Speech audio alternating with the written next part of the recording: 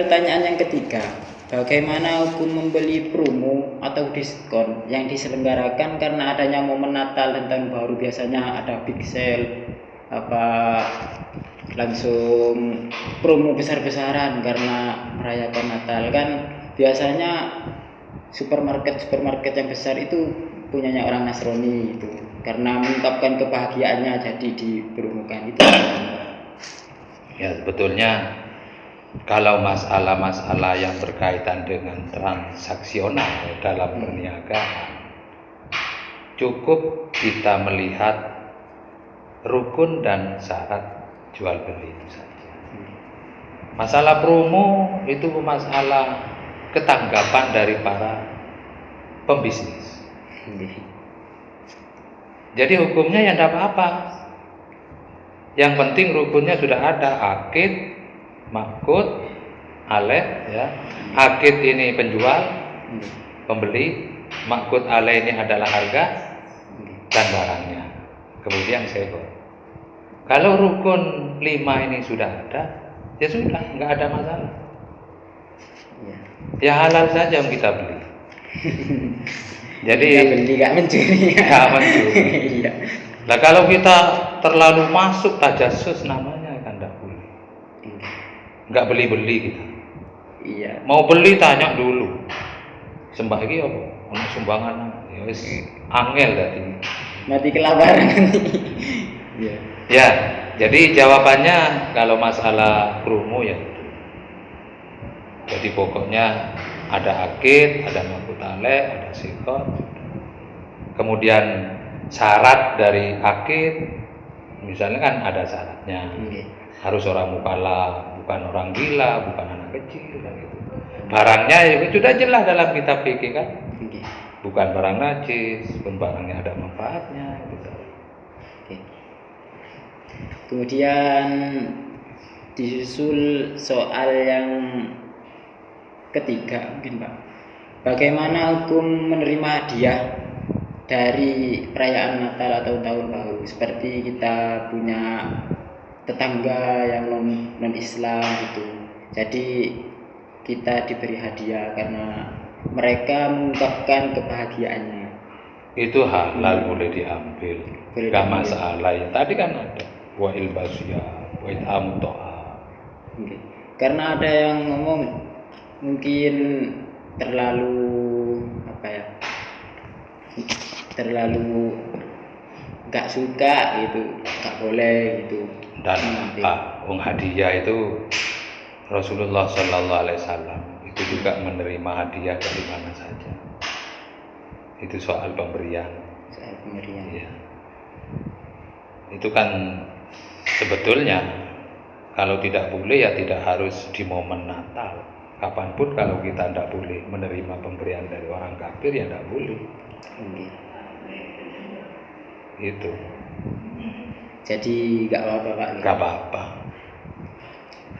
Untuk biasanya itu ada yang bilang batasan tasabuh sendiri itu apa sih Pak gitu?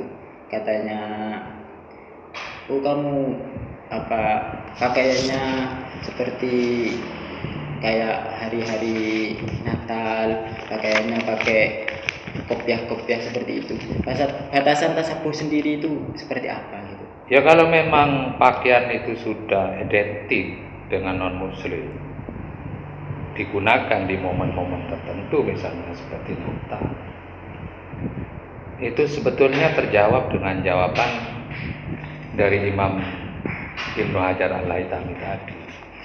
Ini kan ibaratnya jelas, wa jama'atun minal muslimin, ya. Wa jama'atun minal muslimin idza ra'au af'alahum yaf'aluna mislahu. Berbuat seperti mereka berbuat. Nah, terus dicontohnya di belakang lausadda az-zunnar. Kalau seseorang itu menggunakan zunnar kan sabuk. Mungkin ini sabuk khusus pokoknya agama non muslim. Alawasi awadoa ala rosi kolan suat al majusi.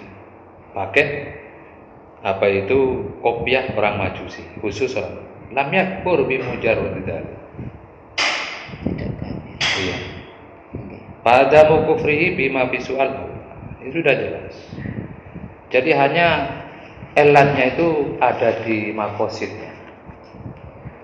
Kalau memang makosidnya itu tasabbuh min haitsu kufrihim, itu yang murtad tadi. Min haitsu kufrihim. Maksudnya ridho bil kufri. Min haitsu kufrihim itu ridho dengan kekufuran. Tapi kalau min haitsu sya'airi dinihim, ya termasuk pakaian-pakaian tadi. Itu berdosa saja, tapi tidak kafir. Contoh yang tasabbuh dengan kekufurannya itu bagaimana? Ya ridho. Jadi kita niru mereka, tapi kita ridho kepada agama mereka. Sampai mengubah keyakinan kita. Itu sudah masuk talbis nih. Termasuk talbis. Jadi urusan akidah itu sudah dicampur aduk namanya. Kita kan harus memberi satu poin pada orang kafir. Apalagi seperti di Indonesia ini kafir timmi itu memberi kafir apa itu poin satu, hakul jar atau hakul jiwa. Ya kamu mungkin paham hakul jiwa itu seperti apa, itu kamu telah paham. Dan itu tidak ada sekat, tidak ada jarak. Apa itu muslim, non muslim, hakul jar. Jadi poin satu itu kita harus berikan pada mereka. Tapi kalau masalah-masalah yang menyangkut akidah itu yang menjadi batasan. Makanya harus hati-hati. Intinya tidak menyangkut akidah. Tidak menyangkut akidah maksudnya. Terima kasih atas jawabannya dari Ustadz Haji Abdullah dari awal sampai akhir. Semoga menjadi tambahan ilmu yang manfaat dan barokah. Dan sekian rangkaian acara Kupas Tuntas yang telah kita simak bersama. Terima kasih kami ucapkan kepada narasumber kita Ustadz Haji Abdullah. Dan terima kasih kami ucapkan juga kepada para pemirsa dimanapun Anda berada. Dan kami tunggu di kolom komentar seputar masalah yang perlu kami kupas pada konten selanjutnya. Akhiran wabillahi taufiq wal hidayah wa ridha wal inayah. Wassalamualaikum warahmatullahi wabarakatuh. Waalaikumsalam.